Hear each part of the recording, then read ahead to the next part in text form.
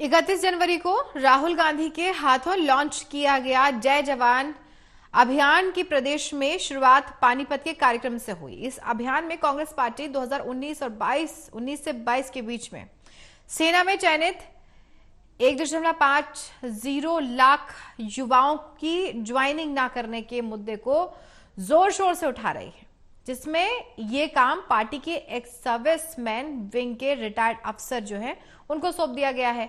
अब कांग्रेस पार्टी का जो वायदा था, वो कांग्रेस पार्टी वायदा भी कर रही है कि अगर उनकी सरकार आ जाती है तो वो सभी की ज्वाइनिंग ही नहीं कराएंगे, सेना में शामिल हो चुके और हो रहे अग्निवीरों को भी स्थायी जवानों का दर्जा देकर के सभी को लाभ दिलाने का काम भी करेंगे।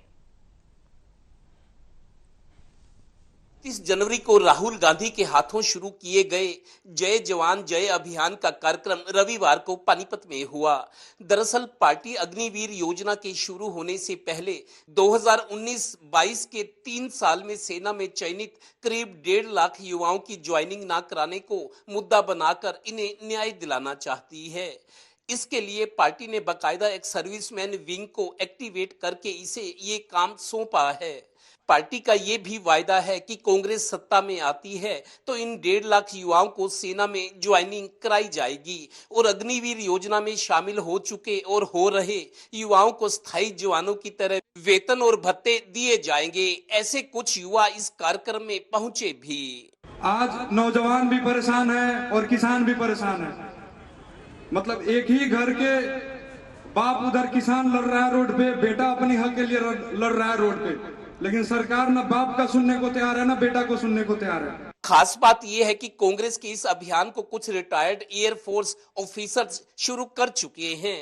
मंच से रिटायर्ड कर्नल रोहित चौधरी, 10 साल बाद मैं लिखित में देता हूं कि हमारी देश की सेना कमजोर होगी, प्राइवेट आर्मीज बड़ी होंगी और आपके अग्निवीर जो है इन प्राइवेट सेना के अंदर काम करते हुए देश की सेना से ज्यादा मजबूत होंगे और देश की जो प्राइवेट आर्मीज हैं इनका इस्तेमाल कहीं मिडिल ईस्ट में होगा, कहीं अफगानिस्तान में होगा, तो ये बच्चों के भविष्य के साथ खिलवाड़ करने का काम है। कांग्रेस पार्टी के शीर्ष नेतृत्व में पहले ही कह दिया है कि जो भर्ती किए हुए 1.5 लाख नौजवान हैं जिनको ज्वाइनिंग नहीं दी उनको ज्वाइन कराया जाएगा और अग्निपथ योजना को खत्म करके रेगुलर भर्ती होगी।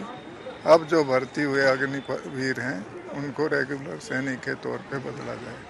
ये कार्यक्रम प्रदेश के लिए इस अभियान के कोऑर्डिनेटर बनाए गए और एनएसयूआई के राष्ट्रीय सचिव शौर्यवीर कादियान ने आयोजित करवाया। ऐसे कार्यक्रम और जिलों में भी करवाए जाएंगे। मैं खुद एक नौजवान होने के नाते गर्व से कहता हूं कि आज मैं फौज के इस मुद्दे पर लड़ाई लड़ रहे हैं, प्रदर्शन कर रहे हैं। जंतर मंतर पर हम पिछले दिन भूख हड़ताल पे रहे। इस मुद्दे में हम 1.5 लाख नौजवानों की बात कर रहे हैं जिनको जॉब लेटर, जॉब कंफर्मेशन दी गई। भारत सरकार की तरफ से उनको कमिटमेंट दी गई कि आपको नौकरी मिलेगी और उनको नौकरी से वंचित रखा गया। उन 1.5 लाख नौजवानों की नौकरी उनको मिले, कांग्रेस इसकी बात करती है। यानी बीजेपी की तरह कांग्रेस भी अब चुनावी मुद्दों और कैंपेन को धार दे रही है, क्योंकि कठिन चुनावी लड़ाई में वार पलटवार तेज हो रहे हैं। हालांकि युवाओं और सेना का मुद्दा संवेदनशील और फर्ज से जुड़ा है, पर सियासतदानों के लिए तो ये मौका भी है, दस्तूर भी। सहयोगी श्रीनिवास के साथ Devendra Kathoria, total news, Panipat bureau.